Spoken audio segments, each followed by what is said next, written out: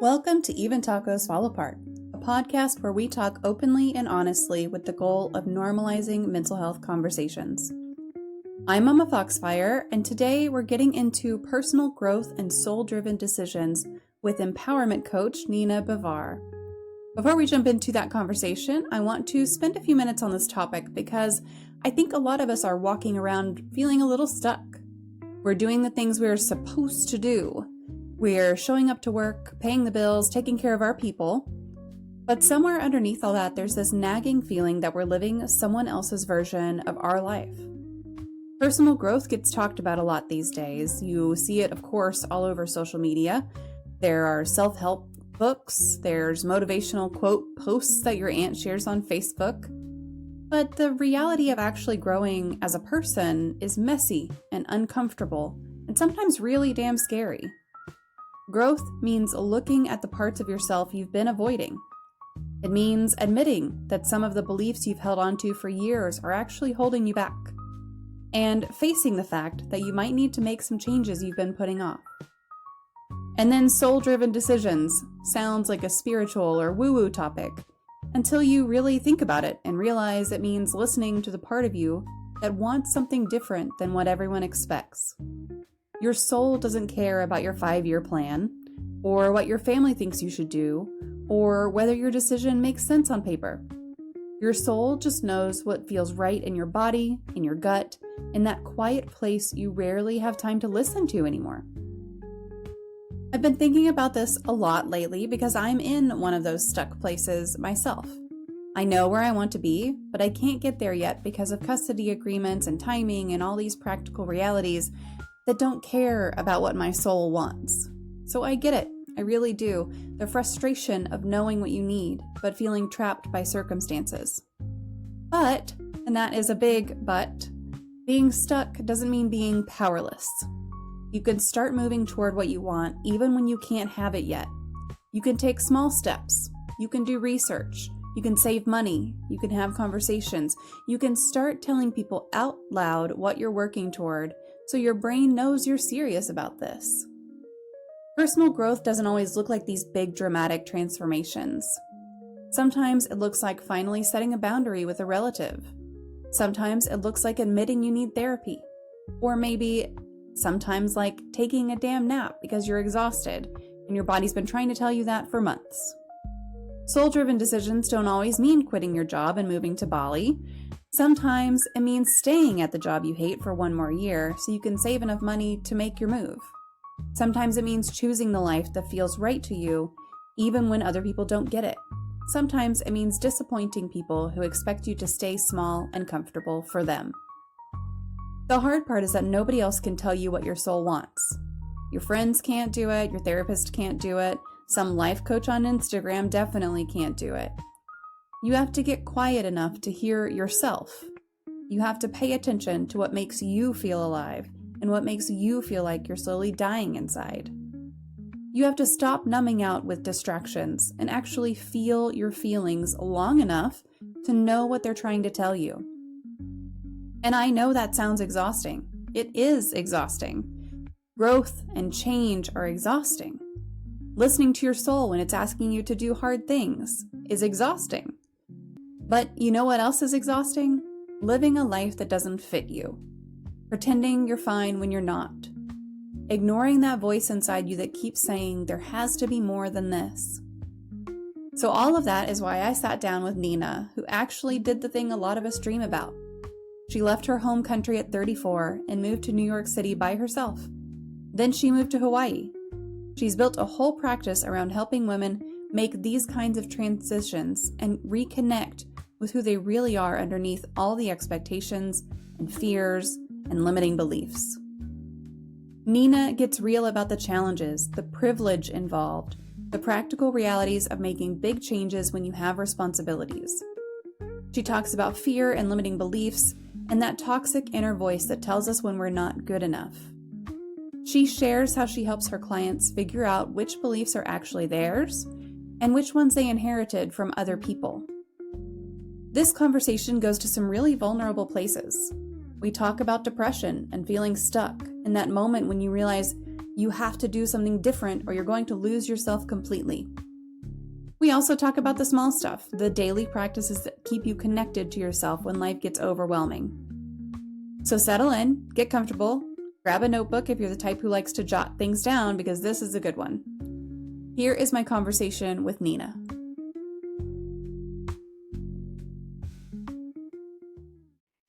Hello. Welcome, everyone, to another Mental Health Monday here on Even Tacos Fall Apart.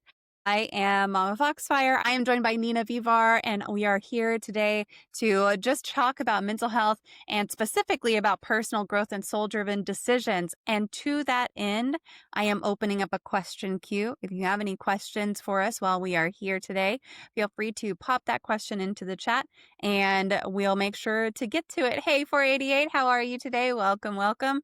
And we are going to kind of jump in, but at the same time, I always want to make sure that we are sharing ways to connect and everything. So if you would like to connect with Nina, I'm going to post some links into the chat.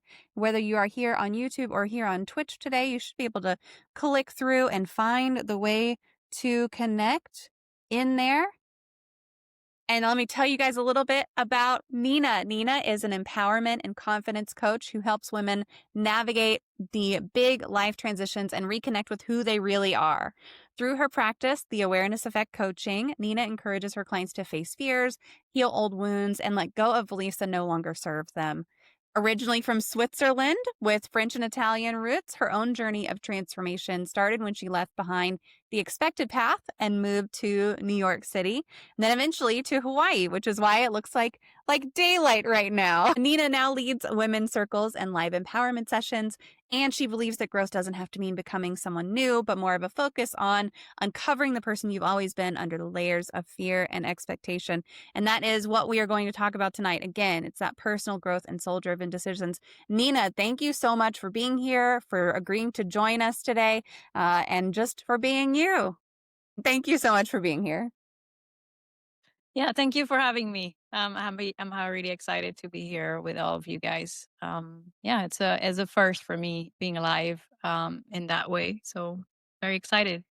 Well, I'm honored to be here with you for the first time on here. It's one of those things that it's not for everybody, and it there is a lot that goes into it whenever you're doing these. So don't be scared. We got you. It's all good. So just to kind of get us warmed up here, can you share what led you to becoming an empowerment and confidence coach?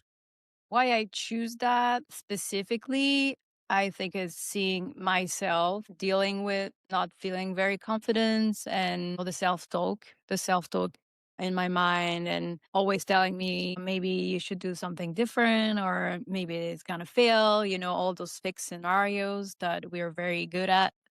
Um, and seeing afterward being in New York and also hearing my friends were like, I wish I had the courage to do that. I wish I was more confident. All the feedback that I got, it's what made me choose that. I think it's if we were feeling more confident on who we are and more empowered, and because we have everything within us, we could be wherever we want to be. So that's why exactly I choose empowerment and confidence. Yeah. So when did you start doing this empowerment and confidence coaching? I started when I started to do my training. I went to the J Shetty certification school in March 2024, where we had models, and pretty fast they were pushing us to start coaching. Oh, wow. And yeah, so I started coaching, and through practicing and feedback that I got, it's how also I got confirmation that is what I wanted to do. Mhm. They tell us that you can start one way and then one day change. Yeah. It's not it's what I like. Your journey through coaching can evolve, and you can start as empowerment and maybe shift to mindset or purpose. I like that. I like that evolution that is not you're not stuck in one thing forever. Yeah, and you can kind of make it what works best for you and the way that you work as well. That's really neat. What do you Yeah. love about it and what do you hate about it? I think I will start with the hate, but hate is a pretty harsh Strong word. word. Yeah, yeah. Yeah. What are the biggest challenges maybe? I think it's the one that made me doubt if I really want to be a coach is the part of marketing and Uh, selling yourself and finding clients that we I think in our world we require two people to know to do everything mhm. unless you have a lot of money and you can hire people to do everything. And that was like really the point where I was like, I want to be a coach. I know I will be good, but that part, I don't know. And it's really like stopped me for a little while. So that will be like the negative part. And the positive is seeing people growing, people trusting me, they become my friend, seeing them really glowing and feeling empowered, embracing really who they are. It's a gift. If I could do it for free, I will do it for free. It's really it's healing also me. Like it's not like we are the same level with coaching. So they are helping me too in a way, in an indirectly way, because what they're sharing it echo also like on me, Mhm. um, because I'm mirroring them, but they're also mirroring me in a way, even though I'm making sure I'm not putting myself in because it's about my client Yeah. first. But like I think doing good, it's always gonna nurturing you back. Yeah. I understand. We were actually just before this, we were talking about the social media and the challenge of trying to keep up with social media. And it really is such a challenging thing to try to do because it seems like every month, every week, there's a new platform that pops up that everyone's like, oh, are you on this yet? Oh, are you on that yet? And it's like, okay, unless you can just bulk schedule everything and then there's no engagement on your social, so then it becomes like, all right, so you schedule a bunch of posts and now you got to go and it's half a full-time job just to go and engage with everyone on all these platforms. So the marketing part, was that a surprise to you? Did you know that going in, or was it something that was news to you whenever you started having to do it? We got a class. So when we got certified, we have a month only about business. So we learn the basics, but still was very overwhelming Yeah. because it's a different language. So already you learn a language of coaching and then you learn the language of marketing and finding passion through it. It's difficult. I wasn't surprised. I appreciate that I got that. It helped me to understand few things. But then I also went on my own way and look at every class that I could took and listen people talking about, for example, just business or marketing without social media. I was very Hmm. interested about what this approach. So I tried to like gain from different perspective and see what will work for me and things that I was saying, no, I will not be on LinkedIn because I hate it. It end up it's my main social media and I spent all my time on it. Yep, yep. I mean, LinkedIn, I feel like of the social media sites, and I am loath to say this because I was also like I don't really like LinkedIn. Now, having been on so many social media sites that kind of turn into cesspools, LinkedIn is actually pretty nice because it's not, at least the LinkedIn that I get to see is not like all this crazy stuff that goes on a lot of other social media platforms. So I appreciate LinkedIn now more than I used to, for sure. Yeah, I think it's perspective and then realizing that then, right? It's too linked and it's about community and networking, and it doesn't have to be always around money or exchange. Yeah. And I really create like really great friendship on it there, and then people are really looking out for me and I looking out for them, and we never met. Sometimes we do coffee call, and there is like these things that I didn't find on Instagram. I feel there is a boundary on Instagram. People don't really want to go further. It's very like job where it's I met people from Instagram, but still I felt like even people from here in Hawaii was hard to connect. Like they don't really want to. meet me. Whereas I found like LinkedIn was way much easier because we found the same challenge of we all trying Mm. something new. And so we grow together and we see each other growing. And that's amazing. It's an amazing experience. Yeah, that's really wonderful. What is your favorite poem? This is an audience question. Bite Mark would like to know, what is your favorite poem? Okay. So I have to be honest, I'm not very into poem. I don't know if it's like my soul is feeling some resistance about it. I'm more like into quotes. Yeah, I don't know if it's because I study poems when I was in high school and we were like into Baudelaire, like all those classic one, and Mm-hmm. you had to count everything, and it just remove all the magic of Mm-hmm. poems, and so it create that feeling about it. And I knew this question will come on, and I was like, let me go back to it and look at it. And I was like, no, my soul is just don't want to let It's not there itself for you. feel it. But I do like a lot Maya Angelou. Oh, yeah. Yeah, she have amazing quotes. I'm very into quote. I think because I'm more logical, I feel like it's easier for me to feel than in a poem, I think. I don't know, but I don't want to say never. Who knows? I want to be Yeah. open. Yeah. I mean, Maya Angelou's got some great, I mean, not only her speaking engagements are just really something to inspire you, but also she has written some great poetry as well. And then, Yeah. songs are poems too. So if there's ever something that you're like, oh, I love the way this song flows, that's a little bit of poetry for you. So, I like hip hop. I grew up listening 90s hip hop. So even yeah. though I that age I didn't understood anything I was listening. None of us did. None of Even us later, did. I put like, on some oh, okay. I put on some songs from my childhood now, and my kids are like, "Mom!" And I'm going, "What?" "Oh, I never actually listened to the lyrics." Did you have, like, a favorite 90s hip hop song? I will say one that is French, MC Solar. He also play with Missy Elliott's and Wu-Tang Clan, I believe. So he had in the 90s a career also a little bit international, and he's really, really good. He's doing poem. Like his writing, especially in the 90s, was really amazing.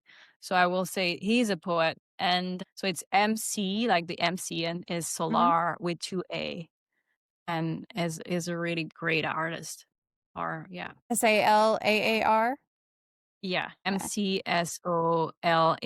SOL. Okay, got it. Alright, I'm gonna look that one up. It's really poetry because it's all about rhymes, and it's always talking about society and Mhm. love, and it was pretty great. Yeah, a lot of hip hop really kinda goes to some deeper things than I think a lot of people give it credit for. Do you have a true crime story that fascinates you? So I really love true crime stories. I'm really into podcasts or like documentary. I wonder why, but right now the one that I will say fascinated me the most is the Long Island serial killer, especially because I lived in New York, and some of those crime were like when I was traveling there, and it feels so real even when you like look at the map and where they found the body, and you're like, oh, I was there. And yeah, I'm really fascinated about his story and his family and how he through all these years. um yeah, it's scary but also fascinating. Yeah. I really like the psychology. I even listen about cults. I listen about so many different things because I think it's so interesting on about yeah, the mind, and um how like human beings function, even like people who get into cult, or like this the sex cult in New York. That Mhm. story is insane. And I think it also helped to then maybe recognize some behavior in others. Yes, yes, for sure. Yeah, there's lots of really good documentaries. My oldest and I really like true crime and documentaries and everything. We just watched the one, Unknown Number, with the mother who was, like, sending her daughter these oh my gosh, it's Oh my god, wild. this story is so sad. It's wild, and just, like, you get to Never the end. imagined. No, you get to the end, so I didn't know. My 18-year-old had already watched the whole thing, and he already knew, and he would be like, "Mom, who do you think it is? Mom, who do you think it is?" And I'm like, "Well, it can't be any of these people because 'cause they're on camera talking to the." And then it wound up and I'm just, like, mind blown that she would agree to come on there and talk like she didn't have a clue what was going on. Like, how is your brain firing that you think that this is okay? It's it's really. How she talk about it. How she talk Yes. about it, when we discovered her and how she Mhm. defend herself. It's still like after all these years, it feel like she's still not really in the reality of it Yeah. and Yeah, not very really like much. and the daughter too. The daughter No, who's the like poor that poor wanna be girl. connected with her I and know. I know, I and don't know what's best. You know the best, but I'm like, wow. yeah, and my 18-year-old was like, "Mom, if you ever do that to me, I'm never speaking to you again." I was like, "Good, you shouldn't."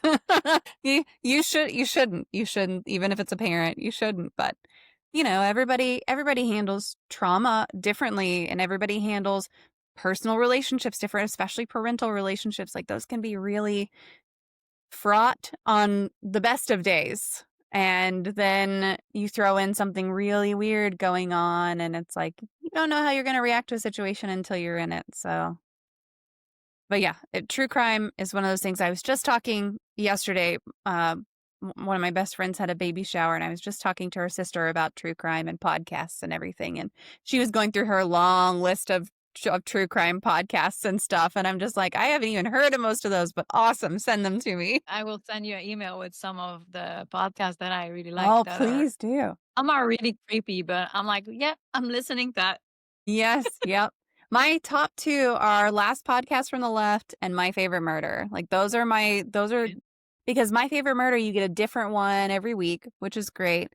And it's just like these little I can listen to it while I'm cooking dinner or, while I'm doing something else and just get my little hit of it and then move on with my day, which is fun for me. For me, not everyone likes true crime, but I definitely do. Now, you made a huge leap at 34, leaving Switzerland to start over in the US. You moved to New York, now you're in Hawaii. What gave you the courage to take that step and how did that moving away from your home country, how did that shape your perspective on personal growth? It took me a while. I have to be honest. I discovered New York City when I was 17. So that was the dream. My dream was moving to New York City. Mhm. And yeah, from 17 to 34, I was going there every year, sometimes twice a year. Like I needed my New York. I need my Mhm. shot of because I really felt at home and I felt I could be myself there. But I I think I was giving a lot of excuse or I was scared. It's such a different culture and I knew that it will be very hard. I was like, like giving excuse of if I go there, I will have to do this and that, or I will have to live with roommates when I was living on my own for a while. All the little things that I think we all do, we get comfortable in our life and it's hard to hard it's because like it's depend of your mindset, right? But to really think maybe I need to step out of my comfort zone because it's worth it. And I think is what made me shift. I was very depressed. Was, I had lost my job. I couldn't find any other job for 2 years. I went to a wedding in Mallorca and even just that, because I was so in my bubble and depressed at home, and I was not wanted to interact with anyone. But at some point, I was like, it's time. It's time to push yourself and meet new people. So I went to that wedding. They were all living in New York from everywhere in the world. And the photographer was a really good friend now. I said, why are you staying in Geneva if you hate it? And that time really is the aha moment. I heard it. Mhm. Obviously, I knew it, but that time it was like, yeah, I have nothing to lose right now. why not? And I think it's where change comes is when your situation is worse than your dream or worse that where you want to go. Mm. And you're like, okay, I think it's worth to like be challenged and have to do things that I don't want to do. I'm 34, like this stereotypes of like, I'm 34, I should not be doing this anymore. Of like going to school again and learn English and going living with roommates Mhm. where I was living on my own and my cats. Little things like this that I feel people get stuck because they don't want to push that and see what will come if they do that. The second part of your question, remind me. Just how did moving away really shift your perspective on your own personal growth? I feel I grow more in 7 years than in 34 years. The culture difference, New York specifically, being surrounded with people from everywhere in the world, all Mhm. those languages, and ELM during the pandemic. I learned a lot about my privilege Mm. as a white Swiss lady. And then I got challenged. The pandemic was horrible. I could not work legally. Um, there were so many things that were so hard, but at the same time, it was still worth it to go through those challenges because moving to that place, to New York City, made me realize that I found myself, I could be myself, and that was worth anything, even all the challenge, even the day where we're listening Cuomo saying, "Oh, tomorrow is gonna be closed again," or "Let's see in 1 week," and you had to leave one day at a time, and um, you don't really know how you're Yeah. gonna pay your rent. But at the end of the day, I always realized that things were get okay. I had people helping me. I really found that everything will be fine, even if it's challenging. You will figure it out. You will Mhm. figure it out. And I think through like all that journey from Geneva to New York and now here, I think even sometimes I get frustrated and I would like things go faster or on a different way. I remind myself that that's the gold because it's where I'm gonna learn something and Mhm. and is where I'm gonna grow, right? So yeah, it's worth it. Yeah. Now what took so you've got this love of New York and now you're down in, Hawaii. What took you from New York to Hawaii? So in 2023, when the pandemic got a little calmer, I decided to take a month to Hawaii. I always wanted to go, and I felt like I was done with New York. Mm. Like, I need to go to a place that is more calm. Yeah. I was like, I know I did it. I made my dream come true. I've been there for like 4 years. I think I'm good. I think I'm ready to for the next adventure. And I went to Hawaii just because I was thinking to leave the US and Mhm. I always wanted to go. So I took a month off to be with myself, rest, take care of my little soul. And very fast I realized that I heard myself like, "You're ready to leave." And at the same time, I met my husband. So love bring me to Hawaii. When I was ready and really processing the fact that I was done with the United States, then I fell in love with a guy I met on Instagram that I was looking for to rent a bike. And that's how I'm now here. The Yeah. reason why I'm in Hawaii. Yeah. Oh, that's wonderful. Now, if you wanted to move somewhere else, is he the type who would be like, let's pick up and move somewhere else for a new adventure? Are his roots just really in Hawaii? Is he really local there? Is half from Portland and Okay. half Hawaiian. I think it will be down to go somewhere else. He have less experience from the outside of the United Mm. States, and I'm really the one who's like, let's go outside. You're gonna see how like so many different places are so Yeah. interesting and all the people you can meet. And It's good, especially now with everything that's going on. I think it's good to take a break and like, yeah, I feel when we are in an overwhelming place, it's good to also take a break if you can. I know it's not that easy, and you need to have money, but I think it's an important thing. Take a break in every type of form. Yeah, yeah. Yeah, it no matter what your stance is on anything, like, no one can deny that it's overwhelming right now to be in the US and to just see and hear and know everything that's going on. It is absolutely overwhelming, most definitely. We've talked a couple of times here, we've just kind of dropped that soul piece and that healing piece and that growth piece in, but what does being soul driven, what does that mean to you? And how can someone recognize when they're making a soul driven decision?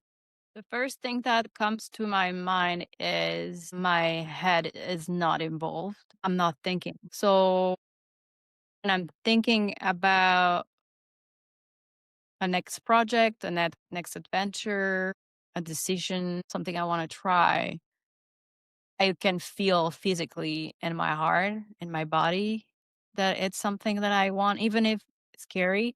Because scary isn't, I don't think it's negative. I think I saw that quote that say, if you feel scared and excited at the same time, it means you should do it. Um, that is one thing. And then of course, then it's the brain comes and is like, but like I was saying, I really believe that it's first not really linked to materialistic world when it's driven by your soul. It's not like I want to have a new car. I think it's deeper than that, and Mhm. it's often linked to even your inner child. I always, for example, dream on living on an island. I totally forgot about that.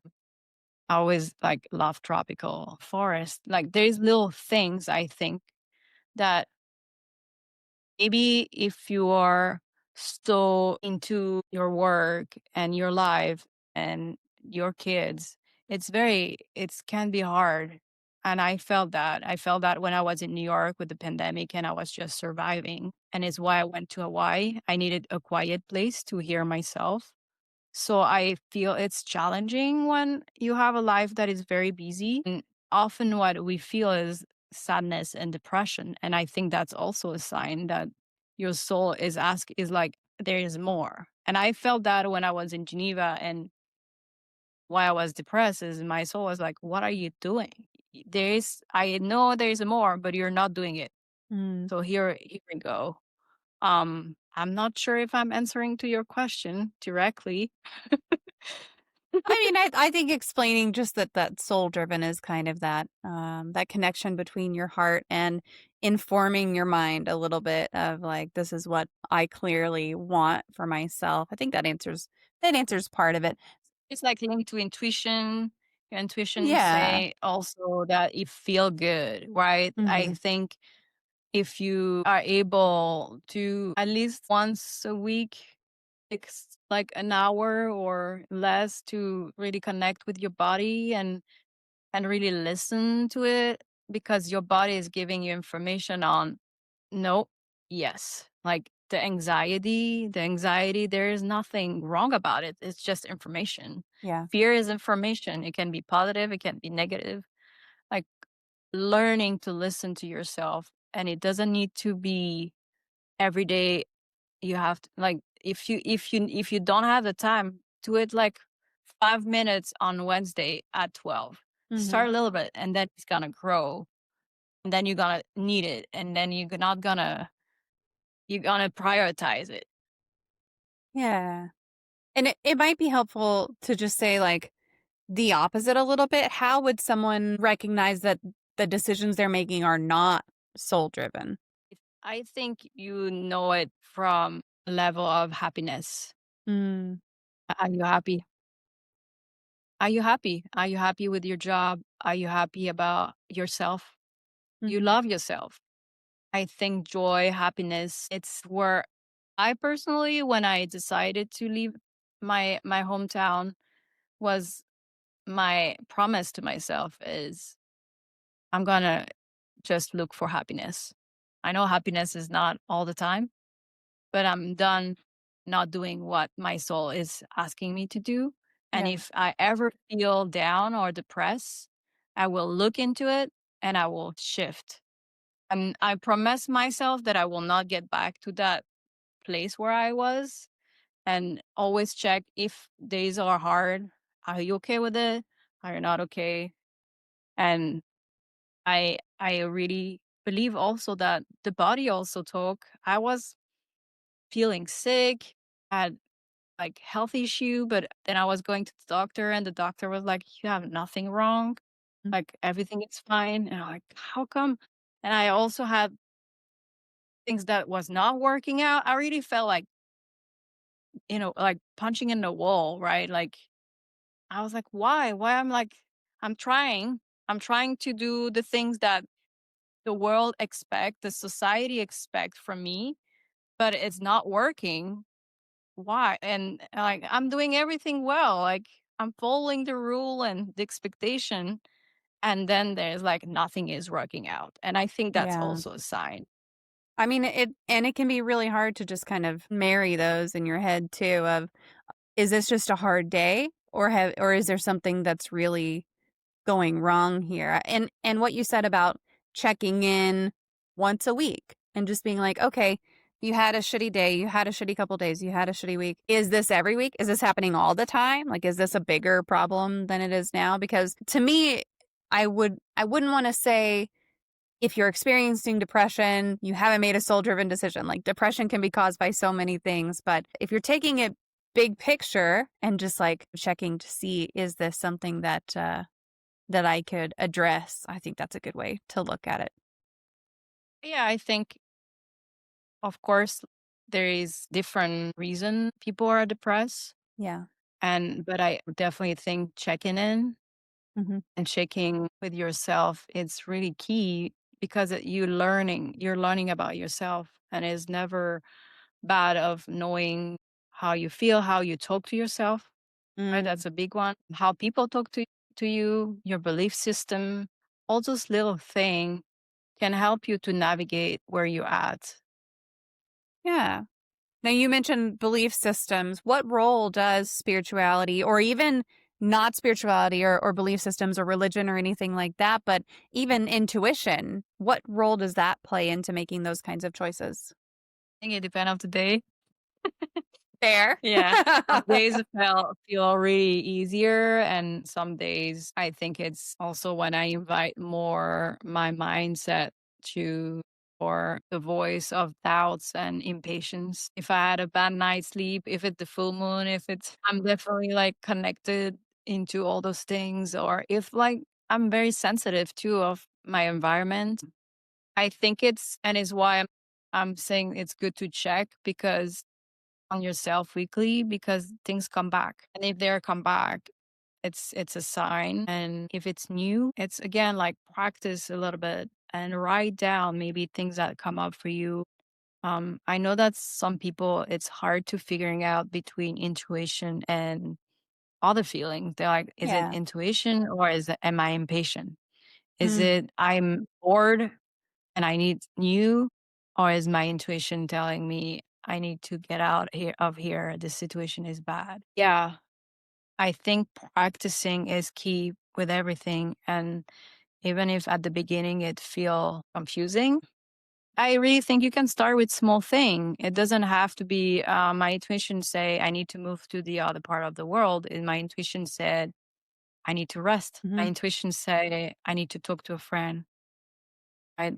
It doesn't need to be so big. It can be simple and practice that. And then afterward be like, I feel much better.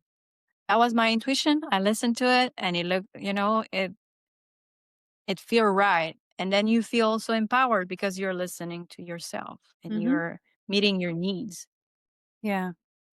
I know there have been times where I've ignored my intuition and it's really come back to bite me. So I definitely recommend listening to your intuition for sure. Does spirituality play into it at all? Do you recommend that your clients embrace spirituality in any way? I do not recommend anything. I'm really adapting to the client. I have clients that are very religious and I'm not.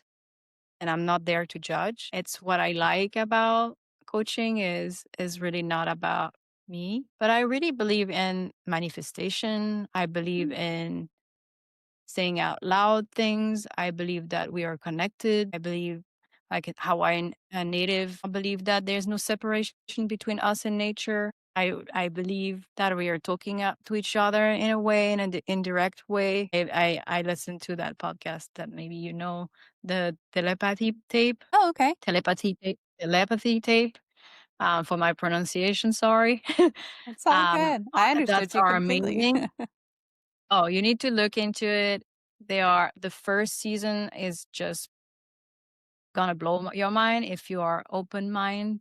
And it talk about autist kid that are talking through their mind, and it just gives you a new dimension of the world and your little issue. You're like, what's the point? Like that's like we're amazing. So I think I push more into not something specific, but Hmm. more about listening to yourself. What do you need? But also, like, I had clients where they're like praying and like I'm asking some help and I'm asking for, and then I I mirror back and I'm like, all those things, like, you got people ask you to be coached by you. You have this opportunity, you have this opportunity, and you tell me nothing is coming your way. You're like, and so that's the beauty of mirroring and also believing in those things that you are asking for this. If you don't ask, then they don't come. But if you also not looking, then you're like, I don't understand. Nothing is coming. I don't understand. And Yeah. like, yeah, you have all this opportunity and you say no to it. So you're asking and then you say no. So yeah, I, that's, it's like I'm trying not to bring too much of my belief, but you know what I mean? Yeah. I really believe in that we are connected, that Hmm. working together, our energy, it's so important. And yeah, ask for what you want, no matter what, no matter what you believe. But then keep your eyes open because it comes. And if you're closed mind or um, think that it will show exactly the way you want, Hmm. never show the way exactly you want, and you're missing opportunities. Yeah. Maybe because that reflects a lot of the way that I view things, because I'm not religious, but I know a lot of people who are super religious in different faiths, in different communities, in different ways. And I always feel like, hey, if that works for you, that's awesome. I love that for you. Great. And so I think viewing it that way gives us an opportunity to kind of like go, it's great. That serves you. Why does it serve you? Like get a little curious about it. Why does that belief serve you? Why does that resonate with you? And then I don't know about you, but I like to take little pieces from everything and be like, that sounds good. I'll take a little bit of that. And that's what makes community and Hmm. interaction beautiful, is curiosity for others, rather than judgment and saying that my way is better. Like if it worked for you, if it makes you happy, if you're finding peace through it, go for it. Yeah. Yep. Most definitely. I know many of us feel a lot of pressure to live up to others' expectations, whether that's parents or culture or society or friends or anything like that. How do you help folks figure out which voice is theirs and which voice is related to that pressure? Curiosity, asking Mm. questions, even I think intuition there in coaching, it's very strong. We have an intuition, especially when you work so close with people.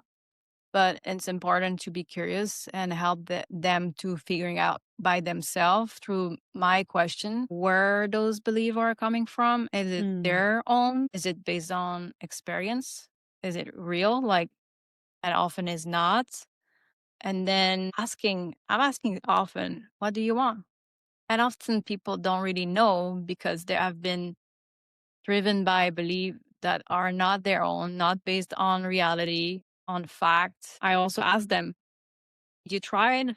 did you, or like, it's also close to being a detective of like trying to find who's not the murderer, but who's guilty for bringing that Mhm. into your client mind. And then, for example, I have a client, she's been saying a lot of, I'm not good with money. And so we're digging and we figure out that is coming from his dad who lived without a lot of money. So he had this fear and want to make sure his family was okay. But he's repeating that message about money and always being sure that everything is the bills are paid and all those things. So when we discovered that, then I asked, but what is being good with money? So it's all those, like understand what's her belief and the meaning of it. And then she gave me all those things. And then I reflect back. I'm like, you're doing that. You're saving money. You're investing money. You've been to care of a job on your own. You have kids. You have your own house. You're paying your bills. What's is showing that you're not good with it? And they're like, they don't have like, so it's how I work is digging on where it's coming from, not to change that, but to like bring up awareness to that and then understand why also they believe that Yeah. and what is attached to it, what's the meaning of it, Mm. and then be like, hey, but you're you're good with money. You are a good person, or you're not a failure. You're like great. Or you accept that in others, but not in yourself. Like really all those little things. And it's why coaching is so good because it's just I'm mirroring with kindness and love to just show what I see. And then they tell me when I show what's come up for them. And often we don't really realize because we're so much in our head and we have so many conversation in our head. And then we have a lot of people around us that are biased. They are telling us all what they think we want to hear, or what they think it's the best situation possible. So yeah, it's how I try to do my best so that they can really see the situation from themselves and then decide what they're gonna do with it. You know, I don't think I have ever looked at a coaching or kind of that therapy role or anything like that as being a detective, but it absolutely is. It absolutely is. I'm gonna have to take that to a couple of folks who I know who do similar work and just be like, "Do you ever feel like a detective?" Because someone brought that up, and that's a really cool concept of just like you're digging into these brains and going, "All right, what is it that's blocking you, and what is it that we can work on with you?" That's really neat. That just putting it in that perspective tickled me a little bit. That's great. So you talked about earlier kind of the folks with a lot with kids and your life is always busy and a little bit of the challenge that is. So how do you balance being authentic and still needing to function with society's structures, paying bills, taking care of kids, following rules, all those things, and just maintaining those relationships and responsibilities? How do you balance that for someone? I think first of all, it's for sure challenging. I tend to believe that if we want to get out of that, we have to reverse and look into what do we want, what do we need, what do we dream of, and then build up around it. Mm, Because at the moment, we know why we're doing those things, working, paying the bills, all those things. It makes easier to go to work. If it's to go for a trip to a place you always wanted to go, then you're like, yeah, hell yeah, I'm going to work and do all these extra hours. But if you don't know why you're doing it, mm, it's where you get stuck. You get stuck. You're like, I'm just feeling like a robot and doing everything. I wake up in the morning for doing the same thing over and over. And it's why it's so good to take a step back, look at your situation and figure out what's your need. Do you need you're always tired and you need more rest? Then you organize around it. How can you add more rest? Or if you know that you need more money, how can you look into your budget and and really like look it closer. I had a client, we also look into that because she was in surviving mode. She had 3 jobs. She believed she needed. And then when she looked at her budget on her own, she realized, oh, but maybe I can remove this and that. And actually, I don't need so much money. I can have less for a little while. So I can quit one of my job. Like really look into the deepest, and I think it's close to the soul. Go back to the same of what do you need? What do you want for yourself? Is it uh for sure when you have kids, you want them to be safe, you want to be sure that they're gonna have a good education, they're gonna have joy and friends and all that. So how can you match all that? I think it's possible. Of course, it doesn't gonna be a big change, but I really think, again, if you cover your needs, then you can make some little change around it. And then you can, it's the beginning of starting to see your life in a different way. And even if you start small, you're gonna maybe enjoy it or be like, oh, that change is terrible, but I'm gonna try this because now I try and I see that there's potential on trying something different. Or even damn, I'm finally resting and I feel more myself. I can think, I feel better in my body. So what's next? Right? Yeah. I know that sometimes like we started off talking about this with a huge decision, right? Of moving from one country to another and moving from one side of the country to another. But those decisions, they don't always have to be huge, right? I mean, you're talking about figuring out what your end goal is, but sometimes you can't just make that move right off for whatever reason. And I'll use myself as an example. I don't want to live in Texas anymore, but I can't move because my youngest has to be here until he's 18. So I don't have a choice. Like I can do things to get me ready for that. And I can do things to kind of set myself up for success when I am able to do that. But like, I know in my head that I can't do this until then. And so, and even beyond that, like, what if he still wants to stay here for a little while and go to school here or whatever? And so, this is fresh on my mind because we were just talking about it over the weekend. But it's one of those things that you don't have to make a decision and act on the whole decision right away, which I think is part of what you're saying is just how do you set yourself up to make that incremental progress of what small things can you do right now and still maintain your relationships and responsibilities at the same time. So like you, what can I do meanwhile to get ready or to be more clear? So when I can do that shift, I'm clear with what I want. I know I have some information of where I can maybe go on a trip. Mm-hmm. Meanwhile, I can take a week and visit another state or, like all those little things that's gonna, always say like bring some, like put some wood in the fire of your soul. So that is like you get excited. You're like, that it's going in that direction, even if it's not right now. But if you don't and you wait, what are you gonna do meanwhile? Also, life is short. You never know what can happen. Yeah, it's wait to be happy. Don't wait to when I. What can you do that it's gonna bring some part of that Mm-hmm. dream in your life right now? Yeah. And Blue Bedlam in chat is saying, oh my God, trying to move states with family complications of any kind is so hard. And my sister actually just went through this too. She has an adult child, and definitely they waited. Like they knew they wanted, it's very similar. They knew they wanted to get out of Texas. Who wouldn't?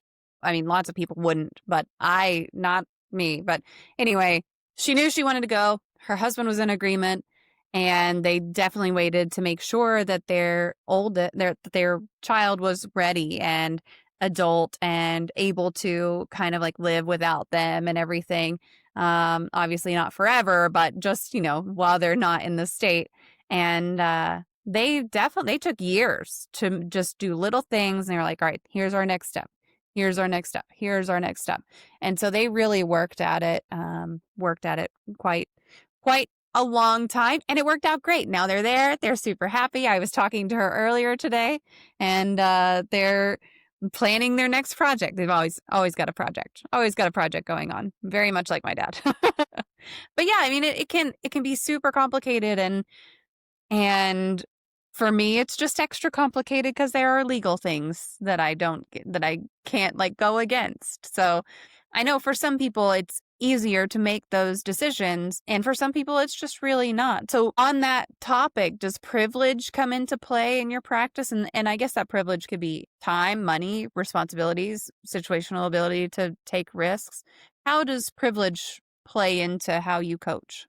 I think one thing that come up or what you share is that what is complicated for me is not for you. It start there. Maybe I'm better at be organized. So moving to a different country, yes, there's so many things that you have to take care of, but it's not the hardest or the most challenging. So I think we have to start by be careful that yes, it's complicated, and if you think of it of the amount of work that you need to do, especially I can imagine with kids, then you don't do anything. But also we base that judgment on it's complicated on real fact? Did you look Mm. online? What is gonna um take your kids to a different school? How can you move to a different state? What's the possibilities? What's the rent? All those things that give you information, then you can decide, oh, it's gonna be too complicated or it's gonna be like complicated, but actually there is even maybe company that help you to take care of that, that are doing a package or are helping you to figuring out about everything. That's of course, if you hired someone, you need money. I didn't have that. And again, I think, I don't know, like, um, if you think about the stereotype of Switzerland, you could imagine that I'm rich, but I wasn't. I took a job that I didn't like for a year and I saved money. I was like, in 1 year, I'm leaving. I'm going to say that I really love that job and I'm going to save as much as I can for 1 year. It was really hard. I almost lost Mm. that job because I was not into it. So, yes, it's why I'm careful about, because I don't have kids, I don't wanna be like, "It's so easy." The reality is not. Of course, it's not that easy, but I also believe that we are creating more difficulty in our head than we should, because there is other people who did it. There's people like, you can maybe look into, "Oh, you did it? Can you help me? Can you tell me how you did it?" An exchange. You're like, "Oh yeah, I met that like that person helped me, or I have this company, I can give you that number." There's a lot of people who are happy to help for Mhm. free. They're just so excited to see you like, "Oh, you gonna do it too?" Amazing. And also that's the reason why I'm coaching women in life transition, because I'm helping them to do the same things that I did. I have one of my clients, she's gonna move from Hawaii to Spain. I have one client, she's living South Carolina, and now she's in Bali looking if it will be something. And she have adult kids, and the parents are making her feeling really guilty of leaving, but she's like, Uh, listen, my kids feel good. I want to live in a different place. So it's also having those conversation, make the research and figure out what is complicated for me, what I'm willing to say, okay, like me with the roommate, like, okay, I'm gonna do it, I guess, because I'm gonna live in New York. I'm gonna live my dream and it's worth it. So if it's why, like, starting to make the research, talk to people. Do you know anyone who left? Do you know? And start. If you talk with someone who's excited, they're gonna help you out. They're yeah. gonna be like, "Oh my god, yes, you should do it." Even just with your sister, I'm sure. Like, even me, I'm like, yeah. I mean, I did it twice, and I might do Mhm. it again. I might like rather just be by the water with a good book, sure, right? But it's also like, when you're in it, then you're in it. You started, you're like, we're going. And yes, there will be like maybe a year that will be complicated and a lot of paperworks and organizing things. But again, is like, did you really want to do it? Or you really want to do it? Is it like, yeah, I want to do it? And then it's like, yeah, it's going to be complicated. Yeah, but if it, like, how much is going to cost? Then you have a number and you can be like, okay, I'm going to start to save $5. Like, I really want to make sure that people understand that. And also, that's a specific, I really believe that everybody can have what they want. Of course, I know that there's people who are in situations that are really, really hard right now. Yeah. Um, and I want to be mindful for them. But I think if we limit ourselves from our privilege, then we don't do anything. If we're like, oh, it's too expensive, or I'm gonna have to do this, or my kid's not gonna like it, or all those story that we are creating in our head. Again, life is short. If you feel like you want to move to a different state, you're gonna do it. You don't know exactly what when it's gonna happen. But start talk to your kid. Hey, like just seeing on your face like the joy of thinking of living in a different state, they're gonna be like, "Oh, mom, we want that for you." Yeah. Like communicate, talk about it.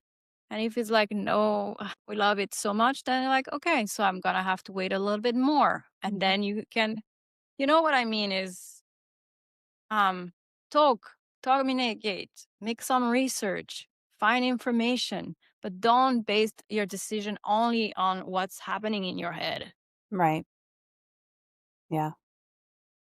You brought up kind of helping women work through some past traumas or work through some changes or some limiting beliefs. Are there any common beliefs that you regularly help folks to unlearn in their journeys? That they're not enough. That's a Mm, classic. Mm, And it's, I think, in all of us, right? It will be not enough in one thing and someone is not feeling enough in another thing, like maybe relationship, and someone will be work. I work a lot about fear. mm. Yeah, the fear is a big block. And definitely the y- people compare themselves a lot. Oh, yeah. Yeah, That's a trap. and yeah, and I see a lot of pain in it. Yeah. I see a lot of pain in it. They not really see who they are. They look more into the other person and what the person reflect back at them, and they think they need to. Oh, that's the classic too. They need to fix themselves. Oh, I'm not good enough, or oh, I'm that. I need to Mm, be fixed. I need to fix. And I get a lot of feedback from my client where they say that I give them a non-judgmental place where they see themselves of like, oh, like if you if you feel you don't want to do it, don't do it. If you feel you're not good at, like, who cares? Like, let it go of that pressure of I have to be a certain way. I need to be fixed. I'm not good enough at that. Or the other are more advanced and I'm still there. Like you're still there because maybe you need to learn something. And it's okay. Like if your rhythm, I like to go slow. Some are like, let's go fast. And then they look back and like, oh, I wish I did this or that. Whatever. If it's that your way, like I'm like self love, all that, like not feeling good enough, fear, helping to like kind of clean up what's not the need. And it's how they can like, be like, oh, that's me. I always been that. Yeah. And like, oh, I really like myself actually. If I remove all this judgment mm. and the inner voice that say you're not enough, oh you didn't do that, oh you forgot about this, oh you always forget, right? All this terrible self-talk. Are there ways to help folks get past that self-talk, or is it just kind of an individual basis and what each person needs? I think it's awareness. It start with awareness of realizing even just, oh, I'm stupid, or I'm so like, oh I'm stupid. I've been saying that to myself out loud, like, oh I'm stupid, I forgot this. That's things that then I realized other were doing that too. And I started to say, hey, you're not. And then be like, oh, I'm saying that to myself every day. And your brain believe it Mm-hmm. because everything you're saying to yourself, your brain believe you because it's you. So if you tell to yourself, I'm stupid, I'm not enough, I'm not worth of love, I'm choosing always the bad person, I'm not good at mathematics. I think you can start with just that. Like being more present. I find mindfulness and meditation is helpful to hear your thought and how you talk to yourself and just start with that. Try to be a little bit more present so you can hear how you talk to yourself and also how you talk to others about yourself. Mm. I've been realizing that I was saying to people that I was not a confident person.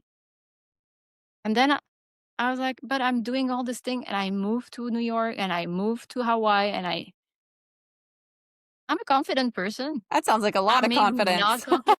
Maybe I'm not confident with talking. Yes, sometimes I hear my accent and I'm like, oh my God, or I'm saying like all the time. But then I'm like, hey, you're practicing and you got to get better. Yep, But still, absolutely. you're doing it and you're showing up, and then you bring like self love and you're like, hey, I need to give more love to myself and I have to be careful also how I talk to others Mm. because I reflect how I feel to others, right? Yeah. What I'm saying, this person is like this. And I'm like, ah, you're exactly the same. My sister brought up, and she's brought this up before, but she's brought up a good way that she likes to do it. And she'll, if she hears herself say something like that, or she has those thoughts in her head, even if she's not saying it out loud, she'll put the voice in someone that she really despises or thinks is just an absolute crackerjack, and she'll put those words in that voice in her head and be like, okay, well, if that person said that to me, what would I tell them? Like, get fucked. So, it's like, absolutely not. If that person, that voice was the one saying this to me, I'd tell them to just leave it at the door because I'm not going to listen to what they have to say. So why would I say that to myself? So, Yeah, um, that's a really good way. I call yeah, my inner voice, and sorry for the Karen, but I call it Karen. yeah. Because it's always like, "Why are you doing that? Did you do this?" And I'm like, "Okay, I'm gonna call my inner voice the Karen." And I'm Mm-hmm. like, "Karen, you need to chill out. Yeah. I got this." No, I like that because that's a lot of my inner voice too. I mean, half of my inner voice is just song lyrics, but the other half is like, oh, do this and do that and let me speak to your manager. Who's running this place? No one knows. It's fine. You mentioned fear as well. Is there a good way to tell the difference between fear that's protecting us and fear that's holding us back? I think it's very similar, Mm. and I think it's also depend on the experience that we have. If we know, I think it's again go back to being curious of why do I have this fear? Where this fear is coming from? This fear wants, right? Protecting me, doing again the same mistake. Is it this fear is mine? My beliefs? Is it someone else, like friend, a parent, or like, why you want to go to a different country because then I'm not gonna see you, or um, I don't know this country and I'm scared, and then it's transferred to you. So I think starting to realize what's the end goal, what's the reason of this fear, what's the message that's this fear want to tell you? Is it just like, hey, I'm just want to make sure um you're thinking about everything, or is like freezing you and is telling you and don't move? Because we know fear, it's a good thing. Fear is analyzing the danger, right? And then we also are in an environment and in a society where fear is very present and is very used to, in a way, control us, right? So everything outside, we hear all the terrible things that's happening and it's already really scary. So how can you inside feel like everything is fine? The world is not going well, but I'm like fearless and I'm ready, right? So it's why I think it's so important to work on yourself and finding ways of grounding yourself so Mm. that when around you it's so overwhelming around all those fear, you're able to then see, is it mine? Is it someone else? Is it someone who's trying to fear make me scared of something that I'm not? Also, am I really scared about it? Like realizing sometime like actually I'm not scared about that. It's not mine. And I know I have to be careful, but I will be fine. And moving to Hawaii, for example, I I was scared. Was only fear. Unknown. I only know one person that I Mhm.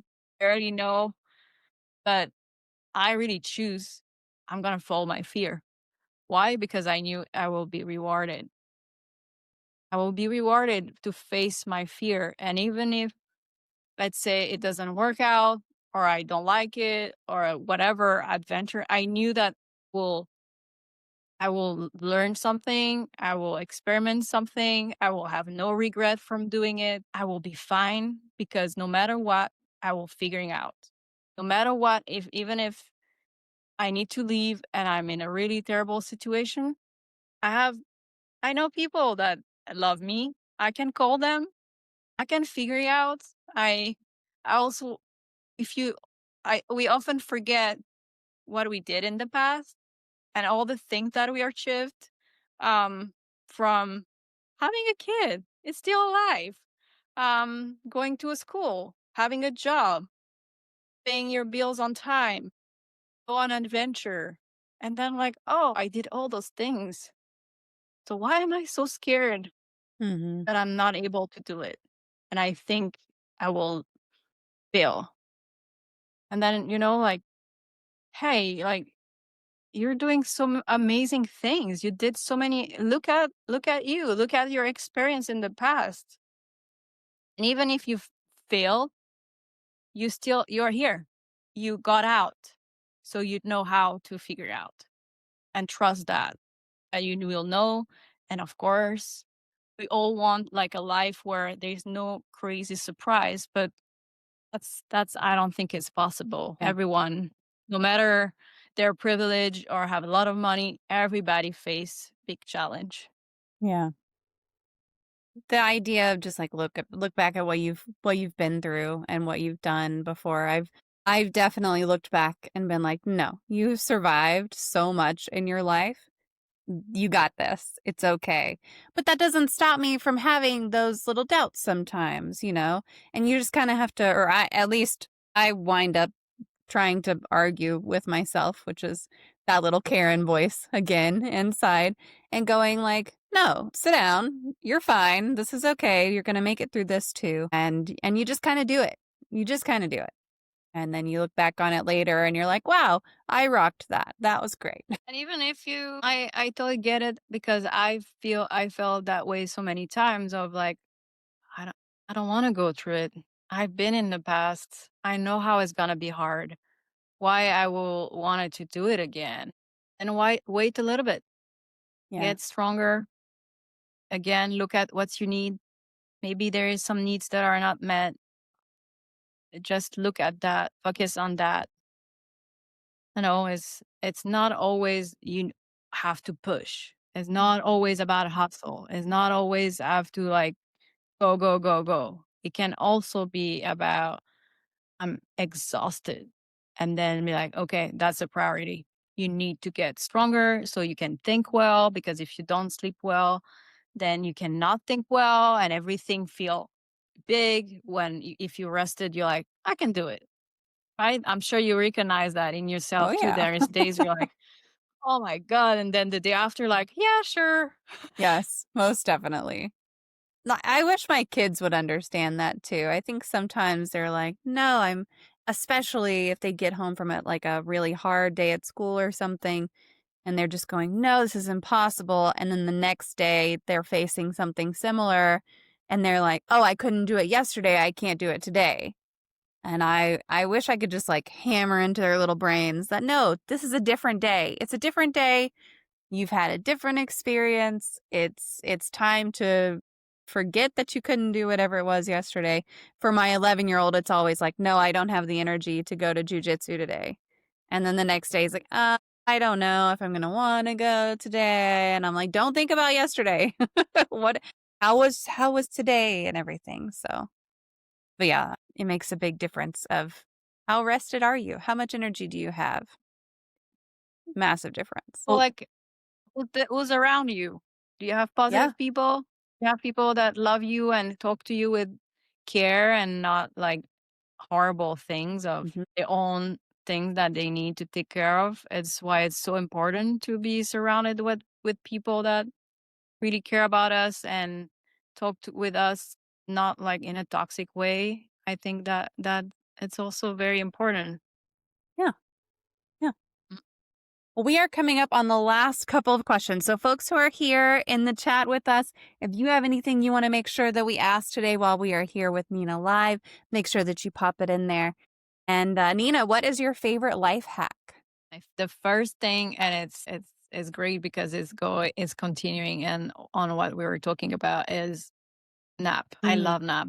And I'm half Italian, so maybe it's like a part, and Switzerland is very into, they have a lot of boundary between work and free time. That was a very challenged thing to like moving to the US where there's no Mhm. boundary and you can be available all the time and work all the time, and like why you want to stop? It's just work, work, work. Whereas Italy, it's I grew up with my grandparents that, or even my parents, take a nap every day. Maybe for some people it will be a hack. For me, it makes such a big difference in my day. I really find joy in when I'm able to put a nap in because I see the difference in how I feel. Yeah, if I sometimes I say to my husband, I'm like, today my goal is to have a nap. I kind of feel if I tell him, then I have to do it, and I have like it's a thing that I have to promise myself that I have to do a nap, take a nap, and he's like, okay. I don't understand what she's telling me. Like, yeah, but if I tell you, then I feel like Mhm. then I need to do Yeah. it. Yeah. Get a little You're bit my of accountability partner. accountability. Yeah, Yeah. absolutely. Well, and not only that, but for me, I've told like I'll even tell my 11-year-old I've got to order milk. And he's like, "I'm not going to remember that in 2 seconds. I don't know why you're telling me." But it's just the fact that I've spoken it aloud to another person, it helps me remember. Because even if then later I'm like, "Oh, man, what was I trying to remember?" I can go back to that moment in my brain and be like, "Oh, I told him. I spoke those words. I said I need to order milk." And so then I can just add it to the list and everything. But yeah, I think speaking it out loud is a huge help sometimes. And also naps are great. And I wish that I had more time for naps in my day. That would be fantastic. Your cat will enjoy be like, "Hey, we can hang out together and have a nap Mhm. together." Yes, boy, he would really love some extra naps. He napped for a lot of the day today. Coyote says nap equals peace of mind for me. Yes, for sure. Yeah. Even just a short nap. Although it's hard for me to nap a short amount of time. I like very long naps, which is maybe why I don't get to take very many. Yeah, like 2 hours now. I don't know Yes. how, but my body wake up 2 hours later, and I know that some people hate it because they feel it definitely when I wake up, I don't know where I am and A little which day it is, disoriented. but Mhm. I know that it will take a minute to feel back, but the feeling of having like that it happened and that I I recharge myself. And there is also like I'm not sleeping the same way when I have a nap. Mhm. I don't know why. Is it because at night you know that the day after you have to wake up? Where I really when I have a nap like that, I just let myself go and I have nothing to do after. I know that is well known that 15, 20 minutes nap is amazing. I did that sometimes when I didn't have time to do those but Mhm. it's not the same. It's not the same. I definitely had some time where, like, I would be so exhausted at work when I was pregnant with my youngest. I would go out to the parking garage. And this was when I worked in an office, but I would go out to the parking garage and be like, okay, I've only got 20 minutes until my next meeting, but I need a nap. And it was enough to get me through the day, but it was not enough to make me feel better. Getting woken up during a deep sleep is so over. Yes. Yeah, that's a bummer. That is a bummer. I hate when I wake up like 2 minutes before my alarm, though. That bums me out. Well, it is time for our magic moment. So if you could wave a magic wand and eliminate one common opinion or misconception or theory surrounding mental illness, disabilities, or talking about mental health, what would it be?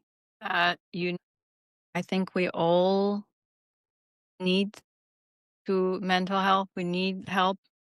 I wish the conversation, I'm happy that we're talking more and more about it, but I wish that boundary and those stereotypes around it Mm, disappear. Not hearing people say, "What's your problem? Are you sick?"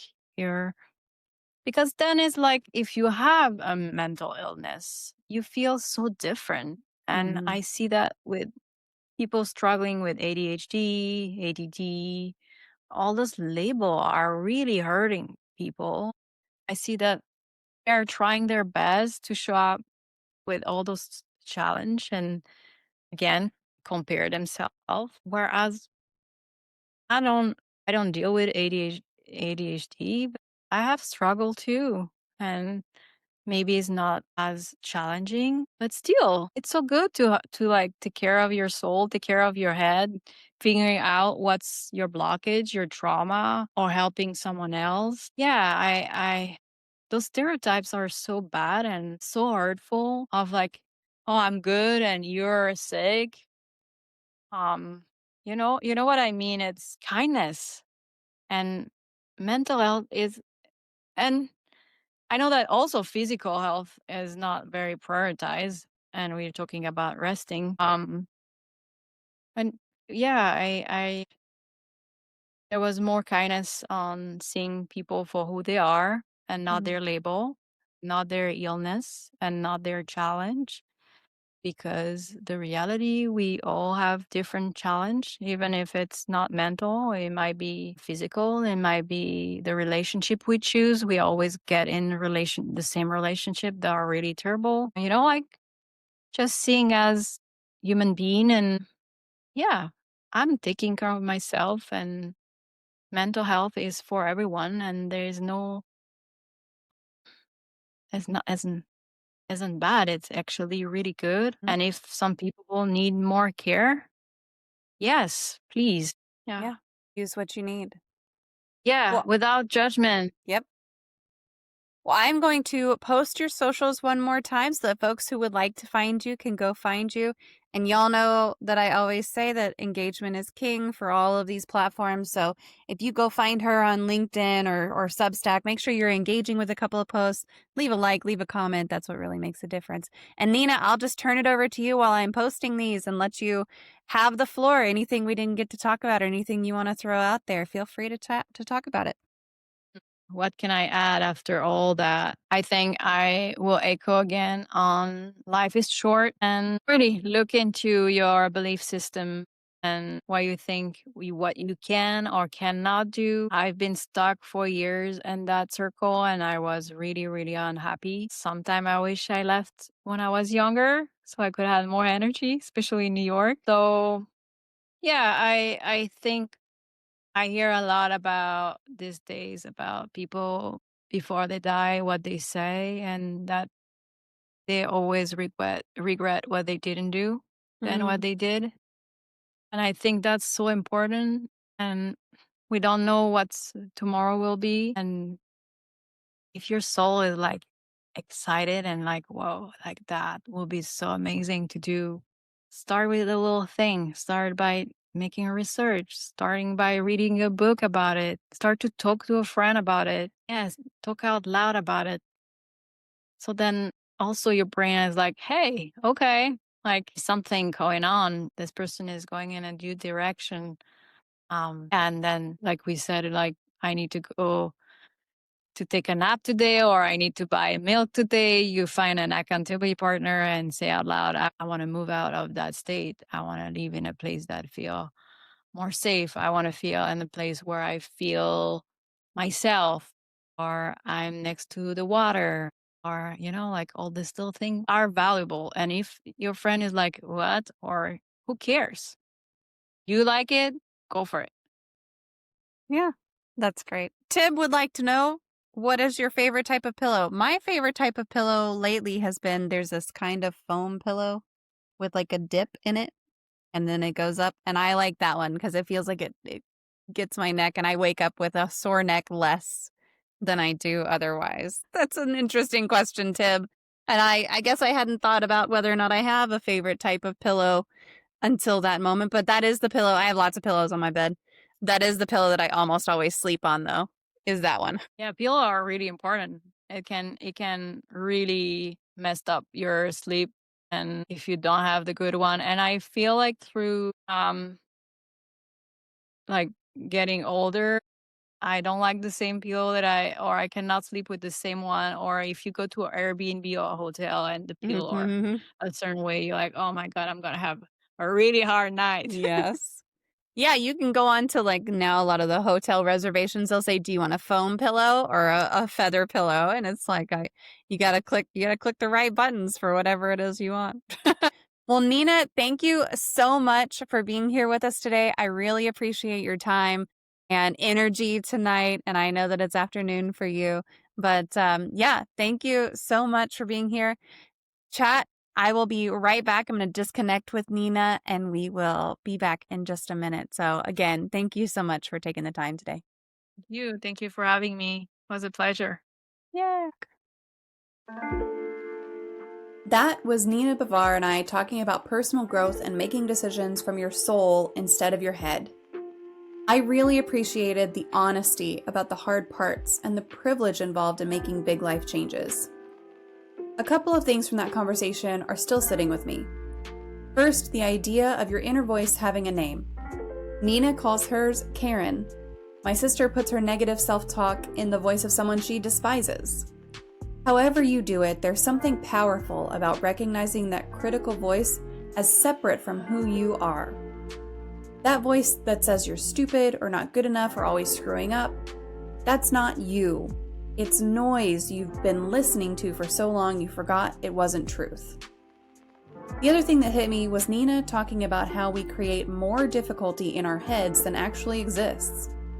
We assume things are impossible without doing the research or asking someone who's done it.